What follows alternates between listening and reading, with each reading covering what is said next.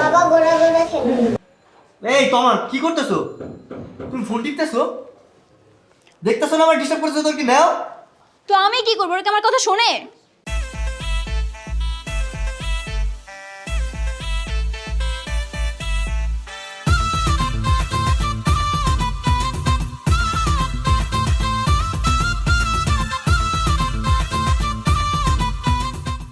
এই না, এই তোরা সবসময় এত বাবা বাবা করিস কেন? হ্যাঁ, তোমরা মার কাছে যাও না কেন? বলো তো, আমার একটু ঘুমাই দিয়ে দিতেছো না? মা চিমটি দেয়, আম্মু চিমটি দেয়।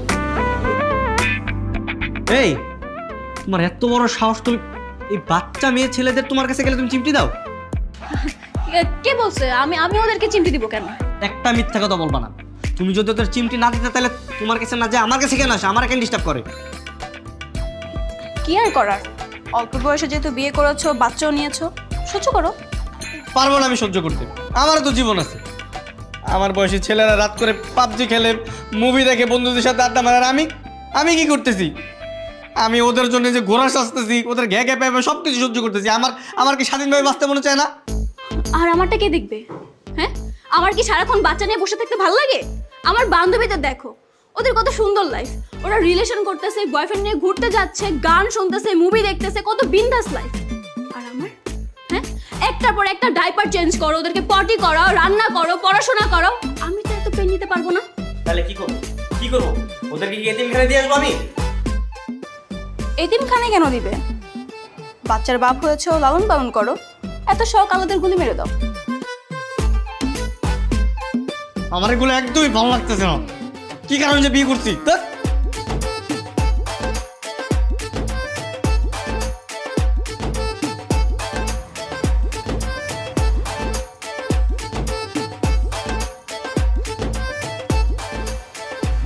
আসলে বন্ধু, তোর লাইফটা না কেমন জানি হয়ে গেছে।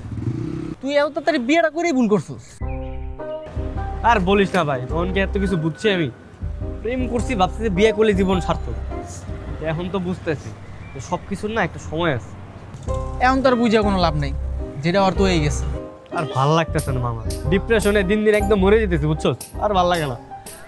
একটা আইডিয়া দে না প্লিজ, যাতে এই ডিপ্রেশন থেকে আমি একটু বাঁচতে পারি। আইডিয়া? কেমন আইডিয়া? মামা, এমন একটা আইডিয়া দে যাতে আমি শান্তিতে একটু বাঁচতে পারি।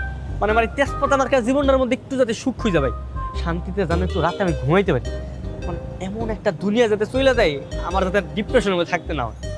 মামা কাজ কর, ডিভোর্স দিবি? আরে বেটা, আমার একটা বাচ্চা কাচ্চা আছে না? আর তাছাড়া আমি ওরা ভালোবাসি, বিয়ে করছি কি ডিভোর্স দেওয়ার লেগে? আরে এটা ওর দরকার মেডিসিন। ওর জীবনটা হয়ে গেছে পুরো জেলখানার মতো। এখন ওরা এমন একটা মেডিসিন দেওয়া লাগবে যাতে জেলখানার মধ্যে রঙিন দুনিয়া স্বাদ পায়। হ্যাঁ মামা, তুই একদম ঠিক কথা বলছিস। আচ্ছা, মেডিসিন নাকি? মেডিসিন আমার কো। তুই পরকীয়া শুরু কর। ধরে বেটা, পর কি আমি বিবাহিত না। আর তাছাড়া একটা বিবাহিত মেয়ের সাথে আমি প্রেম করলে তার সংসার নষ্ট হইব না? আর তুই বিষয়টা বুঝোস নাই, তুই পরকীয়া করবি তোর সাইড থেকে। তুই বিবাহিত মেয়ের সাথে প্রেম করি কেন? তুই তো প্রেম করি সিঙ্গেল মেয়েগুলোকে। রাত্রে ল্যাপটপ লয়ে বারান্দায় বা অন্য একটা রুমে যাবি গা, বাসায় কই ফ্রিল্যান্সিং করতেছস। এরপর ফ্রিল্যান্সিং এর নাম কইরা মেয়েগুলোকে চুড়ায় কথা কবি। আরে মামা, তুই তো ঘুরে নিয়ে দিস না। এই নাম্বার দে, নাম্বার দে।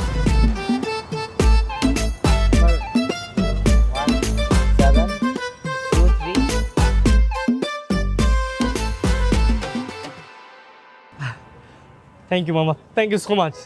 তোরাই হইলে আমার বিপদের আসল বন্ধু।